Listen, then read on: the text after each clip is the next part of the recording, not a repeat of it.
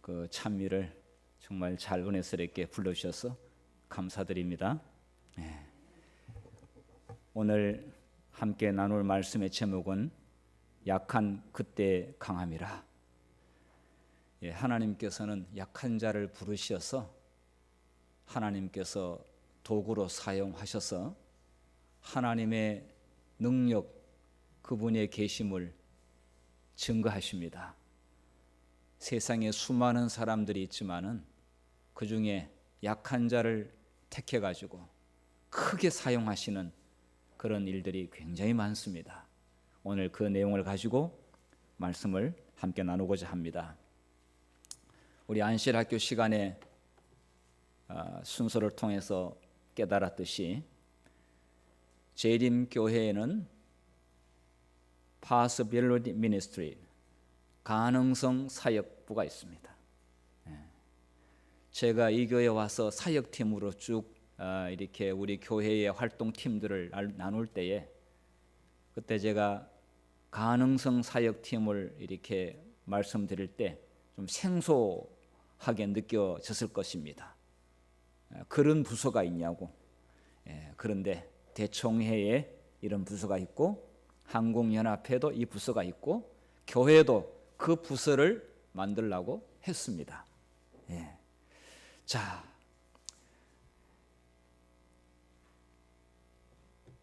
자, 이 사역팀에 대해서 이렇게 소개하고 있습니다. 재림교회의 가능성 사역은 장애를 가진 사람들에 대한 포용과 이해를 우선으로 하고 기초로 삼는 선교 운동이다. 이렇게 말씀하고 있습니다. 그러니까 그 장애인 봉사 선교 사역팀을 가능성 사역 선교팀으로 그렇게 바꾼 것이고요. 자, 여기에 그림을 보게 되면은 이 장애인 마크를 보면은 이 왼쪽에 있는 것은 익숙합니다. 오른쪽의 그림은 새로운 마크입니다. 뭐가 차이가 납니까?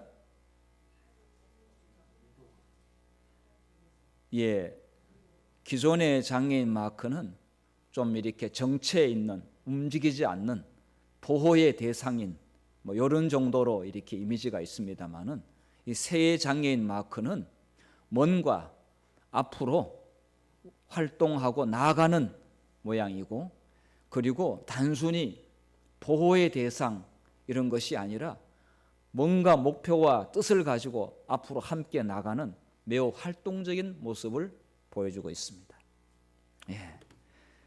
그래서 용어도 장애인 사역에서 가능성 사역이라고 이렇게 바꿨습니다. 그리고 저희 교회 사역팀의 가능성 사역 팀장은 김미경 집사님, 그리고 그 팀 멤버는 정교원 집사님과 김율만 집사님이 가능성 사역 팀이 되고 있습니다. 자, 정말 시대에 따라 우리가 어떻게 선교하고 또 사역해야 되는지에 대하여 정말 잘 가르쳐주고 인도하고 있는데요. 자, 여기 보게 되면은 이 장애인들에 대하여 약자라고 하는 인식보다는 가능성에 집중을 하고 있다고 하는 것을 볼 수 있습니다. 그들이 가지고 있는 그 엄청난 잠재력을 하나님께서 사용하셔서 비장애인들도 더 크게 성장하고 발전할 수 있도록 동기유발을 주고 있습니다. 성경에 아브라함과 이삭과 야곱의 하나님, 이 믿음의 선조들에 대해서 세 분이 같이 등장을 하는 내용이 굉장히 많이 있지요. 그 가운데서 한 분이 장애인입니다. 혹시 누군지 아세요? 아브라함과 이삭과 야곱의 하나님.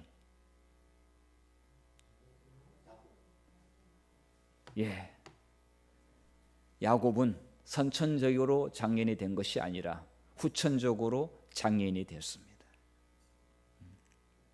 하나님께서 야곱을 어떻게 사용하셨는지 오늘 보겠습니다.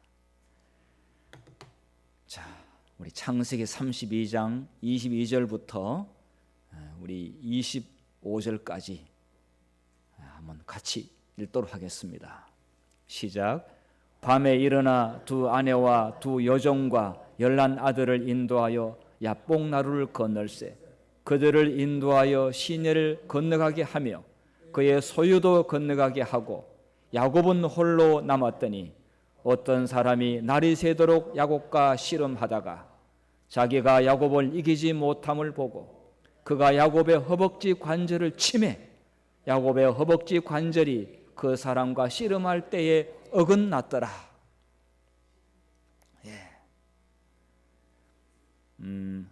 뭐 다른 성경에는 환도뼈라고 그렇게 합니다.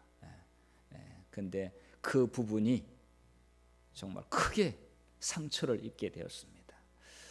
이 당시에 봤을 때 야곱이 147세에 죽었는데 약 한 50년 동안에 정말 굉장히 힘들게 살았습니다. 신체적으로도. 그래서 이렇게 정상적인 보행을 하지 못했습니다. 그렇다고 해서 야곱에게 주어진 하나님의 사명이라 할까요? 하나님께서 그를 여러 정말 그 생활 가운데서 하나님 귀히 사용했는데 그 야곱에 대한 그 하나님의 그 은혜를 절대로 감소시키거나 축소하지 않았습니다. 더 크게 사용을 했습니다. 부조와 선지자에 보면은 제가 좀 읽겠습니다. 야곱은 혼자 아무 방비도 없이 비통한 마음으로 땅에 엎드려 있었다. 밤중이었다. 그의 사랑하는 이들은 모두 멀리 떨어져 있었으며 그는 언제 위험과 죽음을 당하게 될지 알 수 없었다. 무엇보다 그의 마음을 가장 아프게 한 것은 무지한 사람들에게 이런 위난을 몰고 온 것은 자기 자신이 죄라는 생각이었다. 그는 진지한 탄원과 눈물로 하나님 앞에 기도하였다. 갑자기 거센 손이 그를 붙잡았다. 그는 원수가 자기를 죽이려 하는 줄 생각하고 공격자의 손아귀에서 빠져나오기 위해 몸부림쳤다. 어둠 속에서 두 사람은 이기기 위해 서로 싸웠다. 엄청난 죄책감을 가지고 굉장히 무거운 마음으로 그리고 가족과도 멀리 떨어져 있는 물론 먼 거리라는 개념보다는 지금 가족과 함께 있지 못하고 떨어져 있는 가운데서 홀로 이러한 경험을 하게 됩니다. 자, 그러면서 씨름을 하게 되는데 여기서 야곱이 잃은 것과 얻은 것이 있습니다. 야곱은 씨름하면서 무엇을 잃었고 무엇을 얻었는가? 자, 이때 야곱은 장애인이 되고 말지요. 정말 최선을 다하여 살았습니다. 그런데 그는 걸을 수조차 없게 되었고 정말 큰 신체의 변화를 겪게 됩니다. 자, 먼저 야곱의 변화 가운데서 몇 가지 변화가 있는데 신체의 변화가 있게 됩니다. 여기 보니까 씨름할 때에 허벅다리 환도뼈를 맞으면서 절개되었습니다. 이 경험을 해보신 분은 알겠지만 무진장 아픕니다. 그리고 못 걷습니다. 정말 건강했던 야곱이 한순간에 이렇게 될 줄은 야곱 자신도 전혀 알지 못했습니다. 우리가 어떤 건강한 사람이 손 하나를 잃거나 다리 하나를 절단하거나 신체 장기 하나가 없어졌을 때 그 엄청난 충격을 경험하죠. 그 절망은 겪어본 자들이 더 잘 알겠지요. 지금 야곱이 거느리고 있는 식구들과 식솔들과 해야 될 일을 생각하게 되면 야곱은 이렇게 되면 안 되는 것이죠. 너무 절망적인 일이지요. 자, 부자 선지자에 대해서 여전히 그 야곱의 마음을 이렇게 표현하고 있습니다.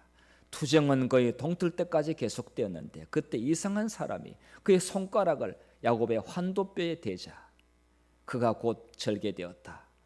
야곱이 이분이 누군지도 모릅니다. 여러분, 이 낯선 자하고 밤중에 이런 씨름을 한다고 하는 것은 평생에 한 번 있기라도 했겠습니까? 예. 이런 사람은 정말 이런 경험은 거의 없을 것입니다. 예. 낯선 사람이 앞에 나타나는 것만 하더라도 아주 그냥 기절합니다. 예. 그런데 싸웠습니다. 힘겨루기를 했습니다. 그는 자기가 하늘의 사자와 씨름하고 있었다는 것을 늦게 알게 되었으며 이것이 바로 그가 거의 초인간적 노력을 했음에도 불구하고 승리를 얻지 못한 원인이었다. 야곱에게 자신을 나타내신 분은 언약의 천사 그리스도였다. 예, 성경 가운데서 하나님과 씨름한 분은 이분밖에 없습니다. 예. 예수님 이 땅에 오셔가지고 베드로 하나, 야곱이나 요한 제자들 갖고 오늘 씨름 한판 붙자 이런 일은 한 번도 없었습니다. 그런데 정말 이러한 특별한 경험을 통해서 야곱은 정말 더 성숙한 정말 하나님과 떨어질 수 없는 관계로 들어가게 됩니다. 여러분, 이 세상에는 지금 굉장히 많은 장애인들이 우리 주변에 있습니다. 전 세계적으로도 많고요. 여기에 한국에 지금 이 장애인 숫자가 265만 정도가 있습니다. 265만. 자, 그런데 계속 늘어나고 있는데 상당수가 후천적 사고나 후천적 질병 때문에, 그러니까 80%가 후천적인 원인 때문에 생기니까 누구든지 장애인이 될 수가 있습니다. 오늘날 교통사고가 얼마나 많이 일어나는지 모릅니다. 교통사고로 말미암아 많은 사람들이 장애인이 되고 있고 또 어떤 사람들은 질병 때문에 실명하는 사람도 있고 많은 분들이 그렇게 됩니다. 선천적 원인으로 장애인이 되는 경우는 7.9%에 불과하죠.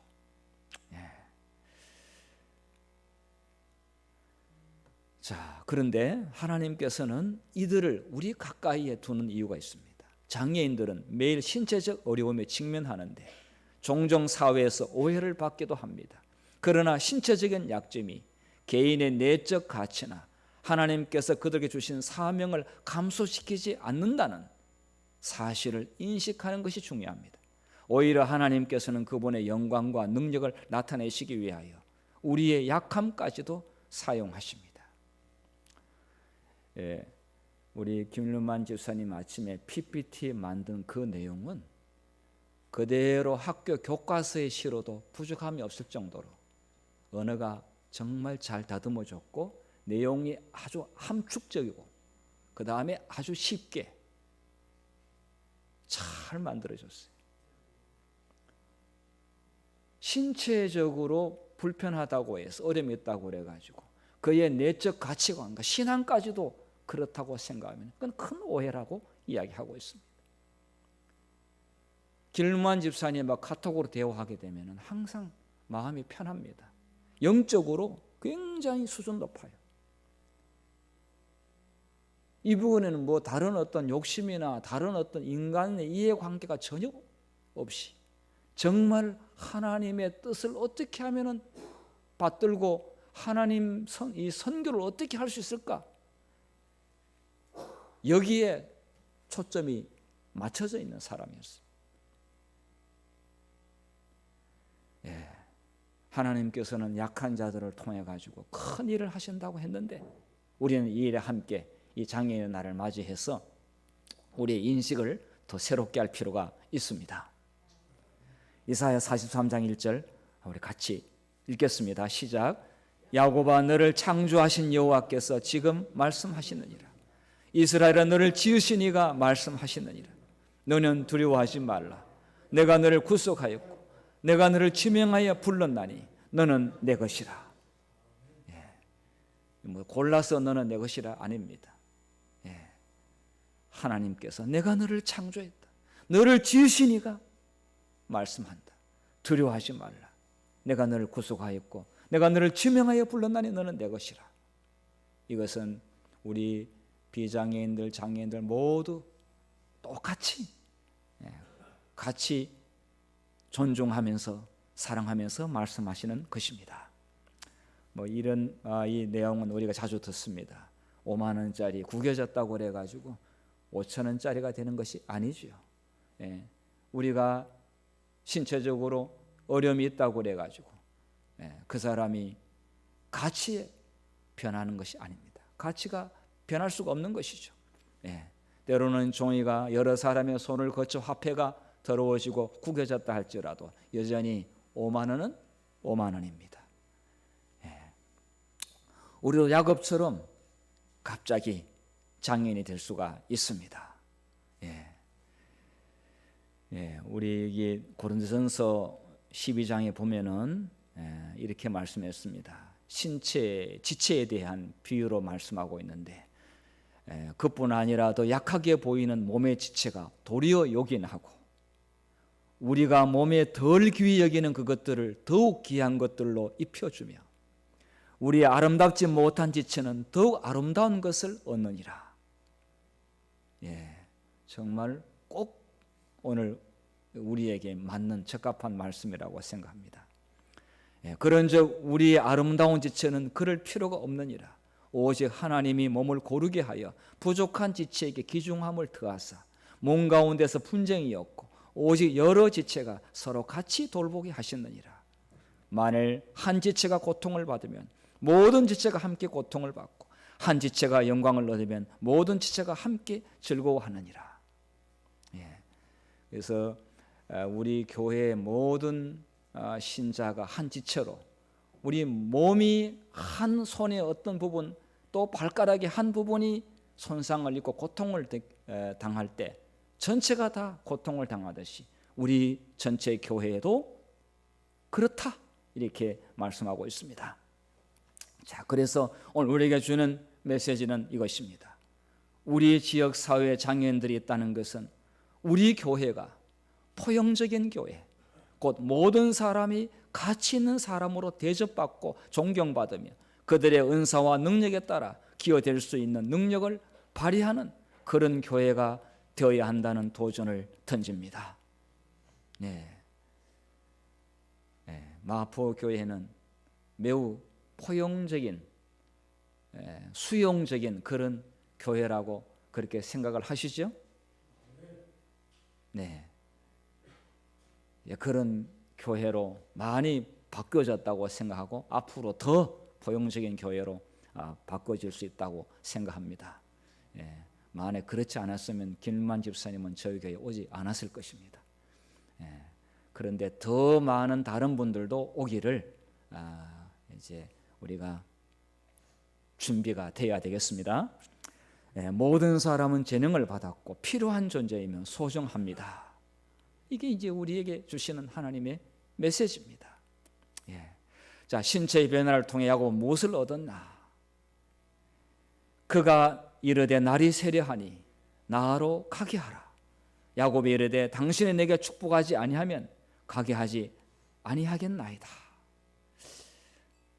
아니 자기를 이렇게 정말 평생 다리를 못 쓰게 만들어놓는 자에게 원망하거나 욕하거나 그렇게 하지 않고 오히려 그 사람 붙들고 다리에 붙들면서 나에게 축복해 주지 않으면 안 된다라고 축복해 주고 가라고 그렇게 다리를 부여잡고 매달리는 모습은 우리에게 많은 것들을 생각하게 하고 있습니다.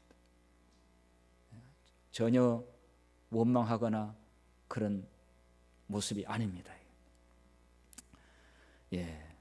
신명기 23장 5절에는 내 하나님 여호와께서 너를 사랑하심으로 너 하나님 여호와께서 발람의 말을 듣지 아니하시고 내 하나님 여호와께서 그 저주를 변하여 복이 되게 하셨나니 저주를 변하여 복이 되게 하셨나니 어쩌면 인간적으로 볼 때는 이게 저주로 보이지만 그 순간 야곱은 축복을 원했고 하나님께서 그거를 들어주셨습니다.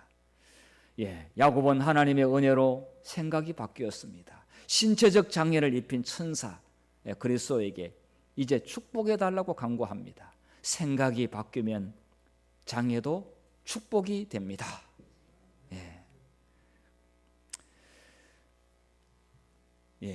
정말 이 야곱은 하나님께서 자기에게 복을 주신다라고 하는 것을 평생 마음에 품고 있었습니다. 그것도 야곱이 집을 나올 때 돌을 베개 삼아 잤던 그 꿈에 본 사닥다리는 한 번도 잊은 적이 없습니다.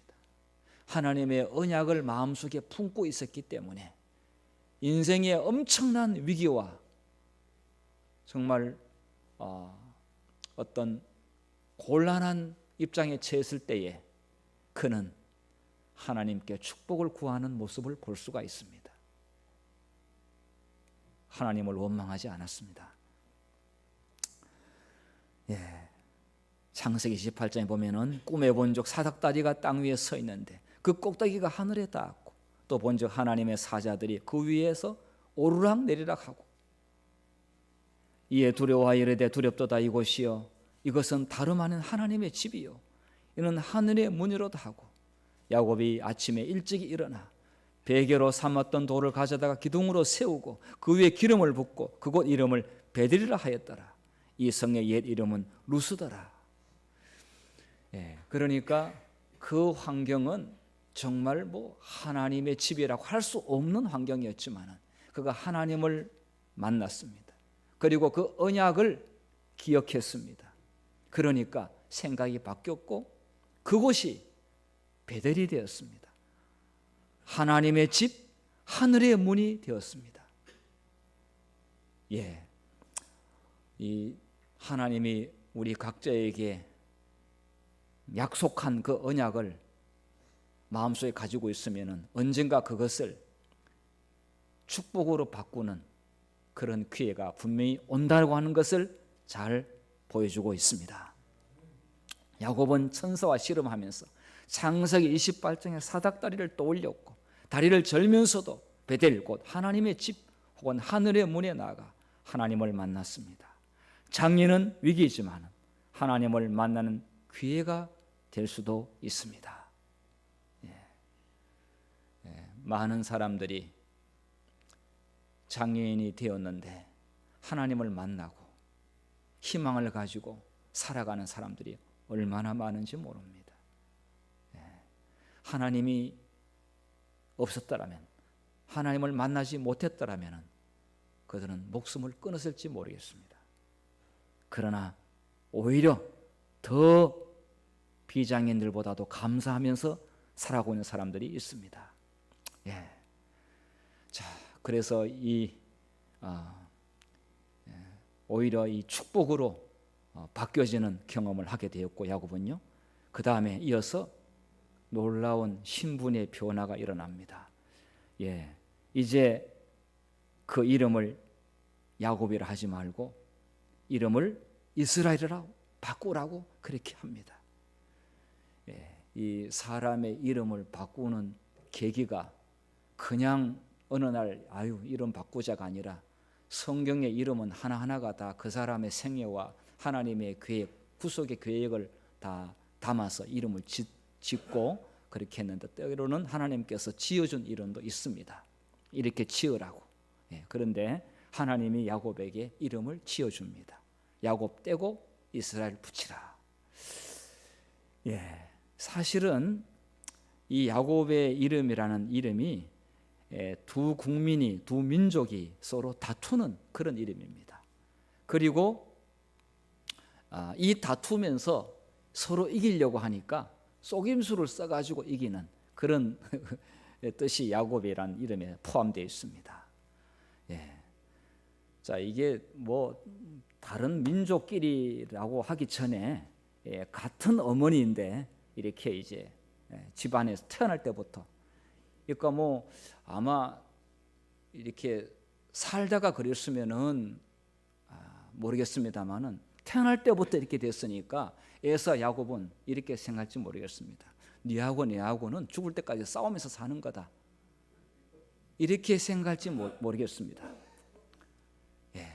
그런데 그게 하나님의 뜻이 아닙니다. 하나님은 이거를 바꾸어 주시는 그런 분이십니다. 자, 야곱은 예언의 말씀을 믿지 않고 스스로 성공하기 위해 힘썼다. 그런데 이제 이거를 이제 극복하기 위해서 야곱은 자기 노력으로 그렇게 했죠. 자기 노력으로 되지 않는다고 하는 것을 또 경험하게 됩니다. 자, 이 부분은 좀 넘어가겠습니다. 자, 이 발꿈치를 상하게 한다. 여기 지금 창세기 25장에도 이 그 에서의 발꿈치를 잡고 이제 야곱이 나오지 않습니까? 그런데 이 발꿈치를 잡는다고 하는 것은 이게 안 좋은 겁니다, 사실은. 이게 여러분의 발꿈치를 잡는 사람 좋아하겠습니까? 우리 임민영 장로님의 인생의 매 순간마다 장로님의 발꿈치를 잡는 사람이 있다면은 그거는 굉장히 괴로운 일일 것입니다. 그런데 자, 여기 보면은 여자의 후손은 내 머리를 상하게 할 것이요 너는 그의 발꿈치는 상하게 할 것이니라. 이게 이제 사단이 예수님의 발꿈치를 그렇지만은 예수님은 사단의 머리를 공격해서 깨버렸으니까 예수님이 승리한다는 내용인데, 자, 여기도 이 발꿈치는 상하게 한다는 이런 운명이었습니다만은 그러나 이 운명을 하나님께서는 바꾸어 주시는 것을 볼 수가 있습니다. 그런데 야곱은 이제 이거를 뭐냐면 자기의 힘으로 바꿔보려고 노력을 했죠. 이게 정말 이게 무슨 일이냐 이거예요. 어떻게 정말 태어나면서부터 싸우는, 그리고 이런 이름을 가지고 내가 살아야 되는가, 늘 그런 부담이 있었을 것입니다. 그래서 장자의 명분도 이렇게 가져오려고 하는 것은 단순히 유산 상속 문제의 의미가 아니었습니다. 이 운명적인 이 다툼의 문제를 야곱이 자기의 머리로 해결해 보려고 그렇게 아버지를 속여가지고 장자의 명분을 그렇게 훔친 것 아니겠습니까? 자, 에서는 털이 많아요. 야곱은 털이 없습니다. 그런데 이걸 이제 아버지에 속였는데, 글쎄요, 아버지는 어쨌든 간에 성경의 내용으로 봤을 때 좀 이상하기는 하지만은 어쨌든 간에 야곱의 속임수에 아버지도 넘어갔기 때문에 이 야곱은 내가 아버지도 속이고 하나님도 속이고 형도 속였다, 이런 죄책감을 늘 가지고 있었기 때문에 이거를 떨어버리고자 하는 그런 노력을 했습니다. 신체의 변화는 신분의 변화로 이름이 바뀌어지게 되는데요. 자, 부저 선지자, 속임수로 장자의 명분을 빼앗은 죄가 이제 그의 앞에 분명하게 드러났다. 그는 하나님의 약속을 신뢰하지 않고 하나님께서 당신 자신이 정하신 시간에 당신의 정하신 방법으로 이루실 그것을 자기 자신의 노력으로 이루고자 하였다. 그가 용서받았다는 증거로서 그의 이름이 그가 범한 죄를 생각나게 하는 이름으로부터, 그러니까 늘 야곱이라는 그 이름 속에는 그 죄책감과 함께 연결되어 있는 거예요. 그런데 그것으로부터 벗어나야 되지 않겠어요? 그래서 승리를 기념하는 이름 이스라엘로 바꾸어 주셨다라고 이야기하고 있습니다. 야곱은 장애를 입었으나 천사를 붙잡고 축복을 간구했습니다. 그때 천사는 그의 이름을 야곱에서 이스라엘, 곧 속이는 자에서 승리자의 이름으로 바꾸었습니다. 그런데 이름이 바뀌었다고 하는 것은 신분도 바뀌었다는 의미가 들어있습니다. 사실 하나님과 교류 이겼다고 하는 이 이스라엘이라고 하는 이름이, 제가 이제 우리 이하순 성도님하고 성경 공부하다가 그저께 공부한 내용입니다. 기억하실지 모르겠습니다만 어떻게 하나님을 이기냐고 그렇게 했습니다. 하나님하고 어떻게 사람이 씨름해가지고 하나님을 이기냐고, 힘으로 해서 어떻게 창조주를 어떻게 이기겠냐고, 머리로 이기겠냐고, 무슨 수를 써서 이기겠냐고. 그런데 야곱이 자신의 지은 그 지난 죄를 고백하고 하나님께 용서를 구하고 그리고 축복을 구하는 것, 그것으로 그걸 가지고 하나님과 교류 이겼다. 그래서 이스라엘은 정말 굉장한 이름입니다. 근데 지금 하마스하고 이란하고 싸우는 이스라엘이 그 이름의 값을 하는지 모르겠습니다. 이름을 바꾸면 인생이 바뀔까요? 뭐 이런 내용들이 있어요. 보니까 한국 탈북자들이 한국 여권을 가지고 이제 해외에 나가는데 보란 듯이 자랑스럽게 나갑니다. 그런데 그동안 시달렸던 중국의 공안원들, 그렇게 두려웠던 공안원들 앞에 가가지고 여권 탁 보여주면서 마음속으로 내가 너희들한테 얼마나 당했는지 아느냐 하면서 자랑스럽게 딱 내는데 한국 여권을 보는 순간 정말 깍듯하게 대하면서 그래서 한국 여권의 파워를 실감한다고 저 유튜브에 올려놨더라고요. 세계에서 여권이 가장 인기 있고 가장 가치 있는 여권은 어느 나라인지 제가 말씀드렸는데 혹시 기억나십니까? 미국 아니에요. 일본의 여권이 최고 파워가 있고요. 그 다음에 세계 두 번째가 한국 여권입니다. 그런데 이렇게 고마운 줄을 한국 사람들이 좀 알아야 되는데, 자, 이것은 뭐 이름은 바뀌지 않았지만은 신분, 대한민국 국민이라고 하는 그 이유 때문에 태도가 달라지고, 그렇게 정말 못살게 굴었던 중국 공안들이 깍듯하게 예를 갖춰가지고 되는 거 보게 되면 한국 사람이라는 것이죠. 야곱은 큰 핸디캡을 가지고 있지만은 그러나 정말 하나님께서 구원받았다고 하는 그 이름으로, 너는 내 것이라고 하는 그 이름으로 이스라엘의 이름 주셨고 그의 신분이 완전히 바뀐 것을 볼 수가 있습니다. 야곱은 언약의 이름 이스라엘이 되었습니다. 우리는 이름을 바꿀 필요가 없습니다. 천주교처럼 이름을 바꾸는 것도 더 중요한 것은 그리스도다운 품성을 소유하는 것입니다. 천주교 세례명이 있지 않습니까? 세례명이 있는데 뭐 세례명 이름 지어도 엉망으로 살면은 막 살면은 되겠습니까? 그런데 이름을 우리의 이름을 지금 새 이름으로 바꾸는 것보다 중요한 것은 그 이름의 값을 하는 것이죠. 마귀의 아들에서 하나님의 아들로 신분이 변화되어야 합니다. 이거는 야곱에게만 하는 이야기가 아니라 우리 모두에게 하는 이야기임을 기억하시기를 바랍니다. 자, 야곱은 이제 신앙도 달라졌어요. 전에는 뭐 하나님 안 믿는 것은 아니었지만은 그러나 이런 계기를 통해 가지고 잃은 것보다 얻은 것이 소중한 것이 굉장히 많습니다. 이스라엘이 되었다고 해서 뭐 순간적으로 전부 다 한순간에 다 바뀌어진 것은 아닙니다. 자, 형 에서와의 관계가 아주 달라졌습니다. 그렇게 원수지간이었던 형 에서와 만나게 되는데 몸을 7번 땅에 굽혔다. 그러니까 몸을 7번 땅에 굽혔으니까 절며 쩔뚝거리면서 형에게 다가가는데 뭐 도망갈 수 있는 상황은 전혀 아니죠. 전적으로 하나님을 믿고 또 기도에 대한 응답을 확신했습니다. 그렇게 가는데 형 에서가 달려와서 에서가 가만히 달려왔으니까 쩔뚝거리며 가서 7번 땅에 엎드렸는데 에서가 뛰어와가지고 그를 맞이하여 안고 목을 어긋 맞추고 그와 입 맞추고 서로 우니라 이렇게 했어요. 야곱은 그의 영혼이 오랫동안 갈망하던 축복을 받았다. 대신 들어 앉는 자요 속이는 자로서의 그의 죄는 사유하심을 받았다. 그의 생애의 위기는 지나갔다.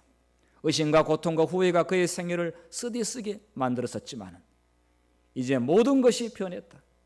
하나님과 화목함으로 이르러오는 평화는 몹시 달콤했다. 야곱은 이제 형 만나기가 두렵지 않았다. 그의 죄를 용서해 주신 하나님께서는 에서의 마음도 감동시켜 그의 겸손과 회개를 받아들일 수 있게 하실 수 있으셨다. 이걸 가지고 예수님께서도 말씀했는데 내가 주는 평안은 세상에 주는 평안과 다르다. 하나님이 주는 평안은 세상에 주는 거하고 맛이 다르다고 그렇게 했습니다. 자, 그렇지만은 야곱에게 정말 꽃길만 가는 순탄한 길은 아니었습니다. 어려움도 있었습니다. 이 집안에 어떤 일이 일어났느냐 하면은 레아가 야곱에게 낳은 딸 디나가 성경에 보니까 뭐 여러 명의 딸이 있는 것은 아니었습니다. 제가 볼 때는 한 명밖에 안 보입니다. 그러니까 그래도 아들이 많이 있었지만은 그래도 이 딸을 사랑했는데, 자, 그 땅의 딸들을 보러 나갔더니, 그러니까 여자친구, 남자친구로 사귀러 간 게 아니라 딸이니까 여자친구 좀 사귀어 보려고 동네에 나갔습니다. 그런데 하몰의 아들 그 땅의 추장 세겜이 그를 보고 끌어들여 강간하여 욕되게 하고, 제3일에 아직 그들이 아파할 때 야곱의 두 아들 디나의 오라버니 시므온과 레위가 칼을 차고 가가지고 기습해서 모든 남자를 살육을 했습니다. 이 일로 말미암아 야곱이 엄청나게 충격을 받았고, 어찌 이런 일이 일어날 수가 있느냐고 괴로워하고 괴로워했습니다. 이 복수심에 불타는 시므의 레위가 그렇게 한 것이죠. 자, 야곱과 그의 아들들은 난폭과 유혈 사투로 인해 더 이상 세겜에 머무를 수가 없었다. 그의 가족 중 한 딸이 수치와 슬픔을 당했고, 두 형제는 살인죄를 범했으며, 온 도시는 한 경솔한 청년의 무례한 행위에 대한 보복으로 파멸과 살육에 휩쓸렸다. 이 같은 무서운 결과의 발단은 이방인과 교제하기 위하여 그 땅 여자를 보러 나갔던 야곱의 딸의 행동 때문이었습니다. 원인은 어쨌든 간에 원인은 하나님을 경외하지 않는 자들 가운데서 쾌락을 추구하고자 하는 자는 자기 자신을 사단의 지경에 두고 있으며, 사단의 음욕을 불러들이게 사단의 유혹을 불러들이게 된다. 뭐 디나는 대수롭지 않게 생각했을지 모르겠습니다만은 이것이 발단에 대해서 큰 화를 불러옵니다. 그러한 때에 하나님께서 야곱에게 음성을 들려주십니다. 전부 다 베델로 올라가라. 여기 있지 말아요. 너가 너희 형 에서의 낯을 피하여 도망하던 때에 너에게 나타났던 하나님께 거기서 뭐를 하라고 그랬어요? 제단을 쌓아라. 예배를 드리라고 그랬어요. 지금 이 엄청난 일로 인해 가지고 더 이상 거기서 살 수가 없었어요. 이스라엘 이름을 받았지만은 그러나 여전히 이 땅에서 또 그가 겪는 어려움들이 있고 극복해야 될 일들이 있는데 거기서 제단을 쌓아라. 야곱은 이스라엘로 바뀐 후에도 어려움을 겪었고 자칫 실망하고 포기할 수 있었으나 그때 하나님께서 베델로 가라고 명령하셨습니다. 하나님은 장애를 입고 문제를 가진 사람들을 버리지 않으시고 포용하십니다. 그런 어려움이 있었다 할지라도 그래도 야곱에게 하나님께서 지시하고, 그리고 앞으로 더 정말 하나님께로 나갈 수 있도록 한 단계 더 이끄시는 하나님의 포용을 볼 수가 있습니다. 여러분, 제가 이렇게 이제 말씀을 듣다 보니까 갑자기 성경 가운데서 사도 바울은 어떻습니까? 사도 바울은 여러분 보시기에 장애인으로 보이십니까? 비장애인으로 보이십니까? 고린도후서 12장 7절에 보니까 여러 계시를 받은 것이 지극히 크므로 너무 자만하지 않게 하시려고 내 육체에 가시 곧 사탄의 사절을 주셨으니 이는 나를 쳐서, 아까는 그 하나님의 사자 밤에 야곱의 환도뼈를 쳐서, 여기는 사탄의 사자가 나를 쳐서 너무 자만하지 않게 하려 하심이라. 보니까 사도 바울도 장애인이라고 보여집니다. 나에게 이르시기를 내 은혜가 너에게 족하도다. 이는 내 능력이 약한 데서 온전하여 짐이라 하신지라. 그러므로 도리어 크게 기뻐함으로 나의 여러 약한 것들에 대하여 자랑하리니 이는 그리스도의 능력이 내게 머물게 하려 함이라. 예. 하나님께서 너는 그냥 그 장애인으로 살아라. 그렇게 했습니다. 예. 정말 사도 바울이 이것 때문에 얼마나 불편하고 힘들었지 기도를 올렸는데 하나님께서는 그 기도를 기각했습니다. 그냥 그대로 살아라 그랬어요. 사도 바울은 내가 너무 자만하지 않게, 내가 너무나 큰 계시를 받았고 너무 큰 일을 내가 사명을 받았는데 혹시 이걸로 인해 가지고 내가 교만하거나 자고하지 않게 하려고 사탄의 사자를 내게 주셨다. 자, 그런데 하나님께서는 그렇게 끝나는 것이 아니라 그리스도의 능력이 너에게 머물도록 하기 위해서 그렇게 한다라고 말씀을 했습니다. 우리 강정심 집사님은 정말 불편한 몸으로 교회를 오시는데 그것 때문에 많은 기도를 드렸는데 그냥 그렇게 살아라라고 하나님 말씀했으면은 하나님께서 강 집사님을 통해 가지고 더 큰 어떤 위대한 일들을 하실 계획이 있으시기 때문에 그럴 수도 있다. 그러나 정말 그거를 어려움을 극복하기 위해서 부단히 치료하고 계시는데 우리는 더 회복되기를 원합니다. 그러나 하나님께서 빨리 안 고쳐주신다고 해서 하나님께서 그를 사용하지 않는 것이 아닙니다. 사용하실 것입니다. 약한 그때 강함이라고 했습니다. 자, 우리는 편견을 가지면 그의 장애만 보이지만 편견을 버리면 그의 가능성, 그의 능력이 보입니다. 우리는 다른 시각으로, 다른 신학으로 그렇게 볼 필요가 있습니다. 모든 사람은 재능을 받았고 필요한 존재이며 소중하다 하는 것을 다시 깨우쳐주고 있습니다. 제가 이 영상 하나를 보고 말씀을 마치려고 하는데요. 정말 이 사람은 철원 은혜요양원에 우리 길문만 집사님도 알고 있습니다. 같이 있었던 철원에 있는 은혜요양원인데 이 형제가 교회가 정규 집사님 거기에 교회가 저기 3층인가 4층인가 어떤 그 예배드리는 장소가 몇 층이었습니까? 밑에였었습니까? 그런데 이제 그 예배 시간 되게 되면은 2층, 3층, 4층 다른 층에서 이제 이들이 예배드리러 옵니다.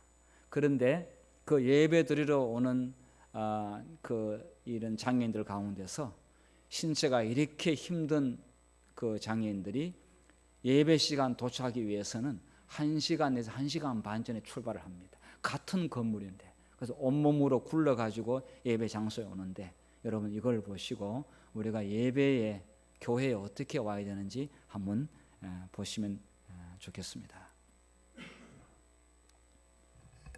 자, 오디오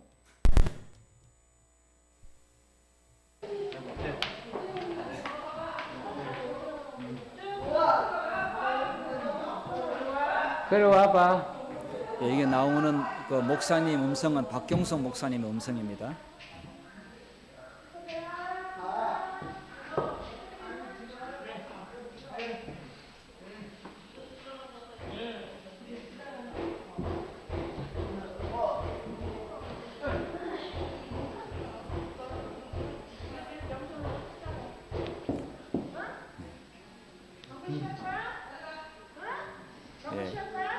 이런 우리 형제들이 줄을 이어서 지금 저기서부터 굴러서 이렇게 몸으로 굴러서 예배 장소로 오는데 지각하지 않기 위해서 예배 시간에 늦지 않기 위해서 미리 출발을 합니다. 여기 절대로 들어주거나 뭐 실어주거나 그렇게 하지 않습니다. 각자 알아서 예배 장소에 오라고 합니다. 목사님이 그냥 옆에서 자 조금만 있으면 도착하니까 빨리 와 열심히 와 이렇게 합니다.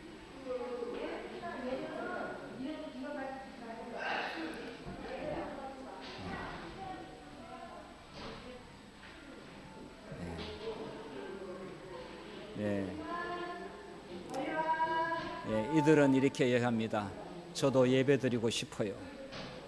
저도 안식일 날 예배드리고 싶어요. 그래서 그 장애인들이 모여서 예배드리는데 뭐 곡조나 이 박자나 그다음 음정이 천차만별입니다. 그러나 하나님께서 그들의 찬미를 듣고 얼마나 기뻐하시는지,